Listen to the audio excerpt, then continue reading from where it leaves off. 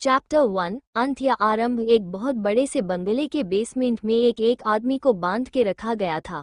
वो अभी बेहोश था, उसकी हालत भी कुछ सही नहीं लग रही थी। हालांकि फिर भी उसके चेहरे में एक अलग ही चमक था, जैसे वो कामदेव के अवतार हो। लेकिन उसके चेहरे पर कई चोट के निशान थे। वहीं पास में कुछ गुंडे जैसे आदमी बैठ के पत्ते खेल रहे थे। तभी उसमें एक आदमी ने कहा, यार इसे अभी तक होश क्यों नहीं आया? पूरे 14 घंटे होने को हैं, लेकिन ये साला तो ऐसे सोया है जैसे अपने आलिशान महल के मखमली गद्दे में सो रहा है। फिर वो अपने सामने बैठे एक आदमी के कंधे पर हाथ रख के कहता है, सूरज जा देख तो साला मर तो नहीं गया। बॉस ने कहा था कि टॉर्चर करने का है इसको, लेकिन अभी मरना नहीं मांगता इसको। तो सूरज बोलता है, भाई अभी देखा थोड़ी देर पहले मैं, एक सख्त जान है साला, इतनी आसानी से नहीं मरने वाला। तभी वो आदमी जो बंधा हुआ था उसकी हल्की हल्की आवाज आती है, पानी पानी। तो सूरज बोलता है, देखा भाई अब ये चाहता है अपन इसके सेवा करे, बोल के गुस्से में जाता है और उस आदमी को एक पंच मार देता है और कहता है, साले किडनैप हुआ है तू, पार्टी में नहीं आया है कि ऑर्डर दे रहा है। वो आदमी अब बहुत हिम्मत करके बोलता है, मुझे क्यों किडनैप किया है तुमने? किसके कहने पर किया है? मुझे छोड़ दो, जितने पैसे तुम्हें चाहिए मैं दूंगा तुम्हें।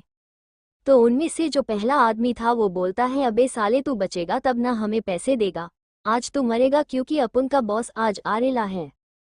तभी बेसमेंट का दरवाजा खुलता है और उसमें से एक हैंडसम सा लड़का जो करीब 23-24 साल का होगा वो चलते हुए अंदर आता है। वही उसे देखकर वो जो आदमी बंधा हुआ था उसकी आंखें चमक उठती हैं और वो जोर से चिल्लाता है, कुणाल तुम आ गए, मुझे पता था तुम मुझे खोजते हुए जरूर आओगे, तुम अपने साथ पुलिस को तो लाए हो ना, ये लोग बहुत खतरनाक हैं। तभी कुणाल उस आदमी के पास दौड़ कर आता है और कहता, अर्जुन बेबी आप ठीक तो हो ना, आपको इतनी चोट लगी है? फिर वो गुस्से में कहता है, मैं इनमें से किसी को नहीं छोड़ने वाला, इनकी हिम्मत कैसे हुई आपको चोट देने की? तो वही अर्जुन अपने आंखों में बहुत ज्यादा प्यार लिए कुणाल को देखने लगता है। लेकिन तभी उसे कुणाल के हंसने की आवाज आती है जो बहुत ही खतरनाक थी। वही अर्जुन बहुत ही हैरानी से अब कुणाल के तरफ देखने लगता है, लेकिन तभी उसे बाकी लोगों के हंसने की आवाज आती है।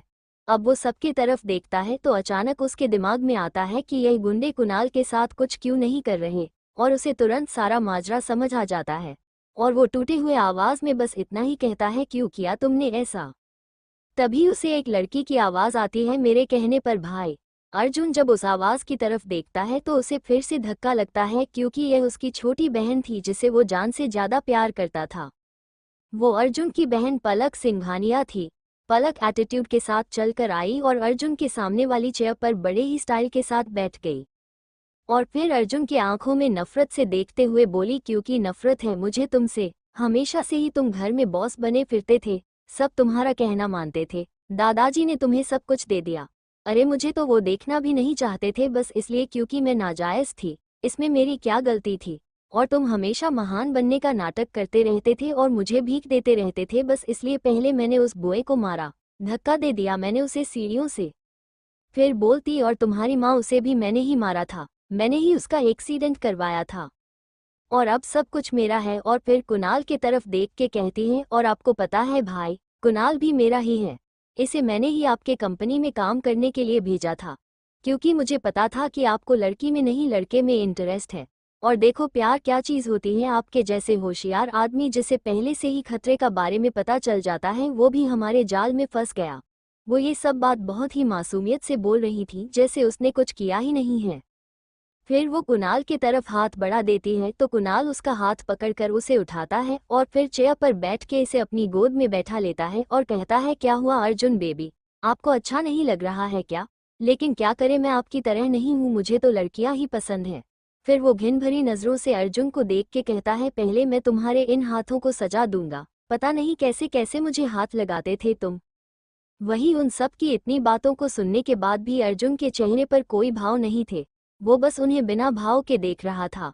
वही यह सब देख के कुणाल और पलक दोनों चिढ़ जाते हैं और कुणाल जल्दी से अपने पॉकेट से एक बोतल निकालता है और उसे खोलकर उसके लिक्विड को अर्जुन के हाथ में डाल देता है, जिससे उसकी चीख निकल जाती है, जिसे सुनने के बाद उन दोनों के चेहरे पर संतुष्टि के भाव आते हैं। फिर पलक कहती है, वैसे भाई आपको पता है आपकी सारी प्रॉपर्टी मेरे नाम कैसे हुई? वही अर्जुन भी ये बात जानना चाहता था, इसलिए वो सवालिया नजरों से उसकी तरफ देखता है तो पलक कहती है, भाई प्यार ने आपको इतना बेवकूफ बना दिया कि आपने कभी कुणाल पर शक ही नहीं किया। वो जो भी आपको साइन करने देता आप बिना चेक किए कर देते, ये उसी का नतीजा है। फिर कहती है, वैसे अच्छा ही हुआ उस बुढ़े ने तुम्हें सब प्रॉपर्टी दी। कहा सब कुछ बस कुछ करोड़ का था, लेकिन अब तुम्हारी कंपनी, सॉरी मेरी कंपनी की टर्नओवर 10 लाख करोड़ है। तुमने इसे इंडिया की सबसे बड़ी कंपनी बना दी। अर्जुन ये सब सुनता है तो अब उसकी आंखों में आंसू आ जाता है, क्योंकि इसी प्रॉपर्टी के कारण उसने अपने माँ और दादाजी को खो दिया था। लेकिन वो बिल्कुल बर्दाश्त नहीं कर पा रहा थी कि अब ये सब कुछ इन धोखेबाज लोगों का है। उसने अपनी आंख बंद की और भगवान को याद करने लगा, तभी उसे महसूस हुआ कि उसके माथे पर किसी ने गन तान रखी है। उसने एक अजीब सी स्माइल दी और खुद से बोला, तुम लोगों को कभी यह सब नहीं मिल पाएगा, क्योंकि तुम उस लायक ही नहीं हो। सब कुछ अपने हाथों से बर्बाद करोगे तुम और जल्दी ही सड़क पर आओगे। फिर भगवान से बोलता है, भगवान ऐसी जिंदगी क्यों मिली मुझे, क्या गलती थी मेरी। लेकिन तभी गोली चलने की आवाज आती और सब कुछ शांत हो जाता है। दूसरी तरफ एक अस्पताल में एक 18 साल की लड़की चीखते हुए उठ के बैठ जाती है। उसके पूरे चेहरे में पसीना था, वो बहुत ज्यादा डरी हुई थी। चैप्टर 2, अर्जुन या विधि। दूसरी तरफ एक अस्पताल में एक 18 साल की लड़की चीखते हुए उठ के बैठ जाती है। उसके पूरे चेहरे में पसीना था, वो बहुत ज्यादा डरी हुई थी।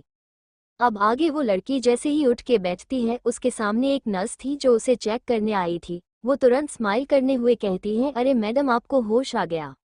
वो लड़की उसकी बात सुनते हैं तो उसके भावे सिकुड़ जाती है और वो अपनी आंखें छोटी करके कहती है, तुम्हें मैं किस एंगल से मैडम दिखता हूँ।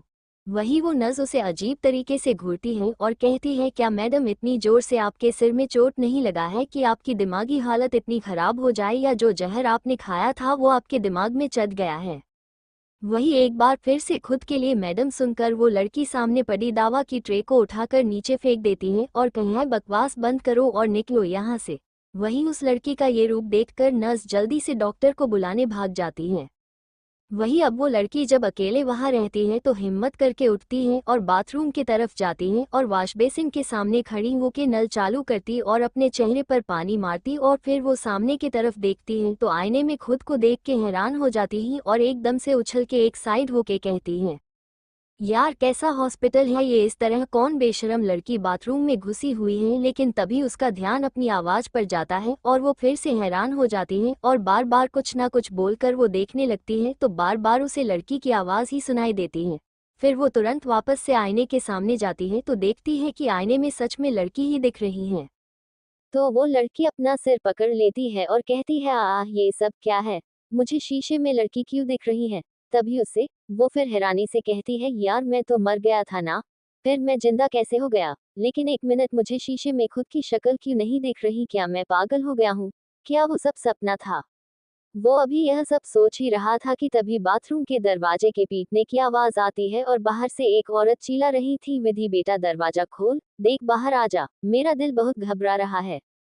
तो विधि हिम्मत करके बाहर आती है और जैसे ही वो सामने वाली औरत को देखती है तो उसके आंखों के सामने कुछ तस्वीरें आ जाती हैं। लेकिन सभी फिलहाल वो चुपचाप बेड पर बैठ जाती हैं और डॉक्टर उसे चेक करते हैं और कहते हैं, बेटा तुम्हें जहर नहीं खाना चाहिए था, ऐसी भी क्या मजबूरी जो तुमने जहर खा लिया। फिर बोलते हैं, बाहर पुलिस आई हुई है, उन्हें अंदर भेज देता हूँ। चैप्टर 3, अनाथ आश्रम और मालती की क्लास। विधि के सिर में दर्द देने लगता है और वो अपना सिर पकड़ के बोलती है, ओ गॉड कौन हूँ मैं, अर्जुन या विधि। क्या हो रहा है मेरे साथ, क्या किया है भगवान आपने मेरे साथ। फिर वो खुद से कहती है, मैं जो भी हूँ अब, लेकिन मैं जानता हूँ कि अर्जुन हूँ और मेरे कातिलों को अब मैं सजा देकर रहूंगा। और इसके साथ ही उसकी आंखें एकदम लाल हो जाती हैं। अब आगे कुछ समय बाद उसके कमरे में विमला काकी आती है और उसे कपड़े देते हुए कहती है, बेटा ये लो तुम्हारे कपड़े, चेंज कर लो, फिर हम निकलेंगे क्योंकि डॉक्टर साहब ने छुट्टी दे दी है हमें। विधि हाँ में अपना सिर हिला देती है बस, क्योंकि अभी उसे कुछ समझ ही नहीं आ रहा था। थोड़ी देर में विधि बाथरूम में थी, वो टेंशन में बैठे अपने नाखून चबा रही थी। फिर खुद से बोलती है, ओह माय गॉड, ये तो मैंने सोचा ही नहीं, मैं कपड़े कैसे चेंज करूं। फिर मिरर में खुद को देख के वापस ऊपर देखकर रोनी सूरत बनाकर कहती है, ए भगवान ये आपने सही नहीं किया, अगर मुझे दूसरे की ही बॉडी देनी थी तो किसी लड़के की बॉडी दे देते। अब आप ही बताओ बिना विधि के परमिशन के मैं उसके कपड़े कैसे चेंज कर सकता हूँ। फिर खुद के ही सिर में चपत लगा कर कहता है, ओ अब तो मैं ही विधि हूँ, अब तो मुझे ही कपड़े चेंज करने होंगे, और कौन सा मुझे किसी दूसरे की बॉडी को देखना है, अपनी ही बॉडी है ये अब। इस तरह खुद को हिम्मत देके वो अपनी आंखें बंद करके अपने कपड़े चेंज कर लेती हैं। लेकिन पूरे कपड़े पहनने के बाद वो बहुत अनकंफर्टेबल हो रही थी। फिर बोलती है, ओह गॉड, ये लड़की होना कितना मुश्किल है, क्या क्या पहनना पड़ता है, कैसे बर्दाश्त करूंगा ये सब मैं। फिर खुद को मिरर में देखती है तो उसने एक पुरानी सी सलवार सूट पहने हुए थी, और उसके लंबे कमर से नीचे तक के बाल थे जो जुड़ा बना हुआ था। शायद जब वो एडमिट थी तब किसी ने बांध दिया होगा। थोड़ी देर बाद विधि और विमला काकी एक आश्रम के बाहर खड़े थे। वो जैसे ही अंदर जाती है, एक 40 साल की महिला उसे देखते ही उसके ऊपर बरस पड़ती है, ओह तो महारानी बच गई, मेरा नुकसान करके फिर मेरे सर पर आ गई। अब चुपचाप आज तैयार रहना, आज जगत फिर से आ रहा है, तो शांति से उसके साथ चले जाना। अगर फिर से ड्रामा किया तो इस बार हॉस्पिटल नहीं भेजूंगी। वही विधि को कुछ समझ नहीं आता कि ये औरत क्या बोल रही है, लेकिन अगले ही पल वो अपनी आंखें बंद करती है तो उसे कुछ याद आने लगता है। उसे याद आता है कि ये जो औरत उसके सामने है, यही इस अनाथ आश्रम को संभालते हैं, इनका नाम मालती है, यही का एक लोकल गुंडा जिसका नाम जगत है। उसने विधि को देखा तो वो विधि को पाना चाहता था, लेकिन विधि उससे दूर ही रहती तो मालती से उसने बात की और विधि के एक रात का सौदा किया, इसलिए ही विधि ने जहर खाया था। ये याद आते ही विधि की आंखें लाल हो जाती हैं। वही विधि को इतने गुस्से में देख एक पल के लिए तो मालती डर जाती है, लेकिन दूसरे ही पल हिम्मत करके एक थैपड़ विधि को लगा देती हैं और दांत पिसते हुए कहती हैं, औकात में रहना अपने, और अपनी आंखें बंद रख, नहीं तो इसे निकलने में मुझे समय नहीं लगेगा।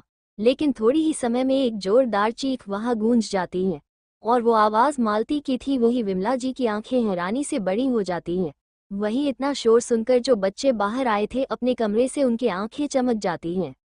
दरअसल हुआ ये था कि जब मालती ने विधि को थप्पड़ मारा तो अगले ही पल विधि ने उनकी कलाई पकड़ के मरोड़ दिया।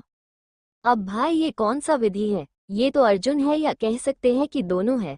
जहाँ शरीर विधि का है तो आत्मा अर्जुन का है। भले ही अर्जुन बहुत क्यूट सा था, उसे ज्यादा किसी पर गुस्सा नहीं आता था, वो सबसे बहुत प्यार से बात करता था, लेकिन वो कभी किसी की बदतमीजी बर्दाश्त नहीं करता था। विधि मालती का हाथ मरोड़ कर कहती ही, अरे आंटी, ये जो ज्यादा तुम्हारा मुंह खुलता है ना, इसे आगे से बंद रखना, नहीं तो बोलने लायक नहीं छोड़ूंगा तुम्हें, सॉरी छोड़ेंगी तुम्हें। और अगर ज्यादा ही शौक है तुम्हें दूसरों का सौदा करके पैसे कमाने का, तो एक काम करती हूँ, तुम्हें ही कोठे में बैठ देती हूँ, करने रहना अपना सौदा और कमाते रहना पैसा। वही उसकी बात सुनकर वहां सभी हंसने लगते हैं। वही ये देख के मालती के आंखों में गुस्सा साफ नजर आने लगता है, लेकिन वो खुद को विधि की पकड़ से छुड़ा नहीं पा रही थी। लेकिन विमला जी की आंखों में टेंशन था, वो टेंशन विधि के लिए था। विधि फिर कहती है, देख चुड़ैल मालती, अभी मैं बहुत थक गया हूँ, तो सोने जा रहा हूँ। वही एक हफ्ते से परेशान हूँ और ढंग का खाया भी नहीं है मैंने, तो मेरे रूम में खाना भेज, और ज्यादा ड्रामा मत करने, नहीं तो अगली बार तेरा ये हाथ तेरे बॉडी से अलग पड़ा मिलेगा तुझे। फिर मुझे मत बोलना कि मैंने तुझे पहले ये सब नहीं बताया। और बिल्कुल मासूम सा चेहरा बना लेती और उसका हाथ झटक के अपने रूम की तरफ चली जाती है। वो फ्रेश होके बाथरूम से निकलती है, तभी उसके रूम का डोर नॉक होता है। चैप्टर 4 जगत की कुटाई। विधि फिर कहती है, देख चुड़ैल मालती, अभी मैं बहुत थक गया हूँ, तो सोने जा रहा हूँ। वही एक हफ्ते से परेशान हूँ और ढंग का खाया भी नहीं है मैंने, तो मेरे रूम में खाना भेज, और ज्यादा ड्रामा मत करने, नहीं तो अगली बार तेरा ये हाथ तेरे बॉडी से अलग पड़ा मिलेगा तुझे। फिर मुझे मत बोलना कि मैंने तुझे पहले ये सब नहीं बताया। और बिल्कुल मासूम सा चेहरा बना लेती और उसका हाथ झटक के अपने रूम की तरफ चली जाती है। वो फ्रेश होके बाथरूम से निकलती है, तभी उसके रूम का डोर नॉक होता है। अब आगे विधि अंदर आने बोलती है तो एक 16 साल का लड़का अंदर आता है और बोलता है, दीदी मैं आपके लिए खाना लाया था। तो विधि उसके हाथ से खाना ले लेती है। तो वो लड़का बोलता है, दीदी मैं अंदर आ जाऊं? तो विधि उसे अंदर आने देती है और फिर खुद बैठ के जल्दी जल्दी खाना खाने लगती है। उसे खाना बहुत अच्छा लग रहा था। वैसे तो खाने में कुछ खास नहीं था, बस चावल दाल और आलू की सब्जी ही थी, लेकिन आज वो पूरे 7 दिन बाद खाना खा रही थी, क्योंकि कैद में रहते हुए अर्जुन को खाना नहीं मिला था, बस पानी दिया जाता था। वो बिल्कुल बच्चे की तरह खाने लगती हैं। वही यह सब वो लड़का बहुत गौर से देख रहा था। जब विधि का खाना खाया हुआ होता है तो वो उस लड़के के तरफ देखती है और कहती है, क्या हुआ छोटे, ऐसे क्या देख रहा है, पहले नहीं देखा है क्या मुझे? तो वो लड़का कहता है, देखा तो है दीदी, पर आज आप मेरी वाली विधि दीदी नहीं लग रही। ये सुनते ही विधि के चेहरे पर चिंता की लकीर उभर जाती है, लेकिन तभी वो कहता है, लेकिन मुझे ये वाली दीदी ज्यादा पसंद आई, जिससे विधि के चेहरे पर हल्की मुस्कान आ जाती है। विधि याद करने की कोशिश करती है कि ये लड़का कौन है, तो उसे याद आता है कि इसका नाम गर्व है, और जब भी विधि पर कोई परेशानी आती तो ये लड़का ही उसका हेल्प करता। गर्व कहता है, दीदी आज आपके मालती आंटी को क्या मस्त मजा चखाया है, मजा आ गया। फिर उदास होके कहता है, लेकिन अब ये उस जगत को बोल देगी, तब क्या करेंगे दीदी। विधि एकदम बेफिक्री से कहती है, आने दो, उस जगत को देख लेंगे उसको भी। वही गर्व देखता है कि विधि के आंखों में बिल्कुल डर नहीं है, तो वो फिर विधि को बाय बोलकर रूम से निकल जाता है। उसके जाने के बाद विधि अपना चादर तान के सो जाती है। शाम के वक्त उसके रूम के दरवाजे को कोई बहुत जोर जोर से पीट रहा था, जिसके कारण वो बहुत इरिटेट हो रही थी। बार बार तकिए से अपने कान को ढक रही थी, लेकिन कोई फायदा नहीं होता क्योंकि दरवाजे पर शोर बढ़ता ही जा रहा था। विधि उससे बहुत ज्यादा चिढ़ जाती है और दरवाजा खोलते ही कहती है, कौन मरने आ गया है बे, किसकी शामत आती है। अभी उसके चेहरे पर झुंझलाहट साफ देखी जाती सकती थी। वही गेट खोलती है तो उसकी नींद पूरी तरह उड़ जाती है, क्योंकि गेट पर मालती थी, वही उसके साथ 35 साल का एक आदमी था जो पूरा मवाली नजर आ रहा था। विधि मालती को देख के अपनी आंखें छोटी करके उसे घूरती है, जिससे मालती डर से उस आदमी के पीछे छुप जाती है। वही विधि थोड़ा गर्दन टेढ़ करके देखती है तो उसके रूम के बाहर पूरा भीड़ था और सभी बच्चों की आंखों में डर था। अब विधि आप ये सामने खड़े आदमी को ध्यान से देखती है तो उसे याद आता है कि यही जगत है, तो वो उसे घूर के देखती है और कहती है, ओए अंकल, क्या कोई काम नहीं है क्या तुझे जो मेरी नींद खराब करने आ गया। तो वही जगत अपने लिए अंकल सुनकर भड़क जाता है और कहता है, तो मतलब मालती ने सही कहा था, बहुत पर निकल गया है तेरा, ज्यादा जुबान चल रही है, रुक अभी बताता हुआ। ऐसा बोलकर वो उसके बाल पकड़ने के लिए हाथ उठाता है, तभी विधि उसका हाथ पकड़ लेती है और कहती है, अरे नाना, ये गलती ना करना मुन्ना, नहीं तो तेरे ये हाथ तोड़कर कुत्तों को खिलाने में ज्यादा समय नहीं लगेगा मुझे। और विधि उसका हाथ जा तक देती है। वही जगत देखता है कि सब उसे पर हंस रहे हैं तो उसका गुस्सा बढ़ जाता है और गुस्से में वो विधि का गला पकड़ लेता है, जिससे विधि को बहुत दर्द होने लगता है, क्योंकि आत्मा भले ही अर्जुन की थी लेकिन शरीर तब विधि का ही था, कमजोर सा। लेकिन विधि को इससे बहुत गुस्सा आता है और वो जगत के मुंह पर एक पंच मार देती है, जिससे जगत के नाक से खून निकल जाता है और वो विधि के गले को छोड़ देता है। विधि फिर लंबी लंबी सांसें लेती है और कहती है, साले बहुत हाथ चलता है तेरा, रुक अभी बताती हूँ। और इसके साथ ही वहाँ हड्डी टूटने की आवाज़ आती है, क्योंकि विधि ने उसके हाथ को पकड़ के मोड़ दिया, जिससे उसकी कलाई टूट गई थी। फिर वो उसे धक्का देकर नीचे गिरा देती है और कहती है, आज के बाद दिख नहीं जाना, नहीं तो अब तू जिंदा नहीं जा पाएगा। और इसके साथ ही जगत वहाँ से भाग जाता है, लेकिन उसके आंखों में अलग ही गुस्सा और नफरत थी। फिर विधि मालती की तरफ देखती है, जिसका चेहरा डर से पीला पड़ गया था, तो विधि उसके करीब जाती है और उसके गालों को थपथपा के कहती है, आंटी आगे ने ये सब ड्रामा मत करना, नहीं तो सच में अगली बार तुम कोठे में होगी, समझी। और वो फिर से अपना रूम बंद करके सो जाती हैं। वहीं बाहर सभी लोग हैरान थे विधि के इस रूप से, क्योंकि ये वो मासूम विधि तो थी ही नहीं। रात का वक्त विधि डिनर करके अपने रूम में बैठी थी। वो इस रूम में अपनी एक लड़की के साथ रहती थी, लेकिन कुछ दिन पहले ही उसकी शादी उसके बॉयफ्रेंड के साथ हो गई तो वो चली गई। तब से विधि अकेले ही रहती है। विधि अपने रूम में बैठे अपने फोन को चला रही थी तो वो ध्यान देती है कि आज से 14 दिन पहले उसे कैद किया गया था, मतलब 7 दिन पहले ही अर्जुन मार चुका है, लेकिन ये क्या, उसे तो आज ये नहीं जिंदगी मिली है। विधि तुरंत अपना फोन निकालकर अर्जुन के बारे में सर्च करता है तो पाता है कि उसमें अर्जुन की डेथ की कोई न्यूज नहीं है। बस उसमें इतना लिखा है कि अर्जुन इस लाइफ से दूर जाना चाहता था, इसलिए सब कुछ अपनी बहन के नाम करके वो कहाँ गया किसी को नहीं पता। फिर वो अपनी सिंघानिया इंडस्ट्रीज के बारे में सर्च करता है तो पाता है कि इस एक हफ्ते में बहुत सी डील कंपनी के हाथों से गई हैं। फिर वो खुद से कहता है, मैं इस तरह तो उनसे बदला नहीं ले सकता, लेकिन मुझे उनसे बदला भी लेना है तो पहले मुझे विधि को काबिल बनाना होगा। इसलिए वो कुछ सोचने लगता है। Chapter 5 new account. आपके चाहने वाले आएंगे। विधि तुरंत अपना फोन निकालकर अर्जुन के बारे में सर्च करता है तो पाता है कि उसमें अर्जुन की डेथ की कोई न्यूज नहीं है। बस उसमें इतना लिखा है कि अर्जुन इस लाइफ से दूर जाना चाहता था, इसलिए सब कुछ अपनी बहन के नाम करके वो कहाँ गया किसी को नहीं पता। फिर वो अपनी सिंघानिया इंडस्ट्रीज के बारे में सर्च करता है तो पाता है कि इस एक हफ्ते में बहुत सी डील कंपनी के हाथों से गई है। फिर वो खुद से कहता है, मैं इस तरह तो उनसे बदला नहीं ले सकता, लेकिन मुझे उनसे बदला भी लेना है, तो पहले मुझे विधि को काबिल बनाना होगा। इसलिए वो कुछ सोचने लगता है। अब आगे अगली सुबह विधि जल्दी से उठ जाती है, क्योंकि अर्जुन को सुबह जिम करने की आदत थी, लेकिन अब यहाँ जिम तो था नहीं, तो वो छत चले जाता है। क्योंकि विधि की बॉडी काफी वीक थी, उसे अब इसी बॉडी के साथ रहना है, तो इसे मजबूत तो बनाना ही पड़ेगा। वो करीब 1 घंटे तक एक्सरसाइज करती है, लेकिन उससे हो नहीं पा रहा था, क्योंकि उसकी बॉडी को इसकी आदत नहीं थी। फिर वो नीचे आके नहाकर फ्रेश होती है और फिर किचन जाती है। उसे बहुत भूख लग रहा था, लेकिन उसे कुछ समझ नहीं आता, क्योंकि उसके घर में तो शेफ खाना बनाते थे। अगर अर्जुन कभी कुछ बनाता तो भी वो इंडियन फूड तो बिल्कुल नहीं होता था। यहाँ सब उसी हिसाब से सामान था कि बस इंडियन फूड ही बन सके। तो वो अपने रूम चले जाती हैं और फिर अपने फ़ोन में कुछ देखने लगती हैं। 8 बजे के करीब ब्रेकफास्ट तैयार हो गया था। वो जल्दी से खाने के बाद विमला आंटी को बोलकर घर से निकल जाती हैं। बाहर आके वो अपने पर्स में देखती हैं, तो उसमें ज़्यादा पैसे नहीं थे, कुछ 100 के करीब ही रुपये थे। वो उससे टैक्सी नहीं कर सकती थी, क्योंकि वापस आने के टाइम उसके पास पैसा नहीं बचेगा। लेकिन फिर वो कहती है पैसे तो मेरे पास होंगे ही वापस आने के टाइम। उसके बाद वो एक ऑटो से बैंक जाती हैं और वहां पहुंचकर सबसे पहले अपने लिए एक अकाउंट खुलवाती हैं। फिर वो वहां से निकलकर पास के ही साइबर कैफेटेरिया में जाती हैं और एक कंप्यूटर में बैठ जाती हैं।